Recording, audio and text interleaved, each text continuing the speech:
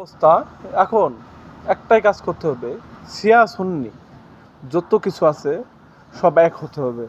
কারণ তাহলে মুসলমানদের আঘাত আনতে পারবে না। কিন্তু দেখা গেছে তা পরিকল্পনা করে মুসলমানদের ভাগ করে দিয়েছে, যেন মুসলমান একজোট হতে না পারে। এবং প্রত্যেকটা কিছু কিছু ভণ্ড লোক বসাই দিয়েছে ইসলামে দাওয়াতের জন্য, মনে করছে তিনি সৎ পথে আছে, কিন্তু দেখা গেছে তিনি তাদের এজেন্ট। তাদের মাধ্যমে ইসলাম থেকে তাদের সরিয়ে নিচ্ছে। এটাই বাস্তব। আপনি বিশ্বাস করেন না করেন, আমি ধর্মের প্রতি কম জানি, তবু আমি এইটাই বিশ্বাস করি, আল্লাহ এক, মহানবী সাল্লাল্লাহু আলাইহি ওয়াসাল্লাম আমাদের শেষ নবী, তা ব্যতীত কোনো নবী আসবে না।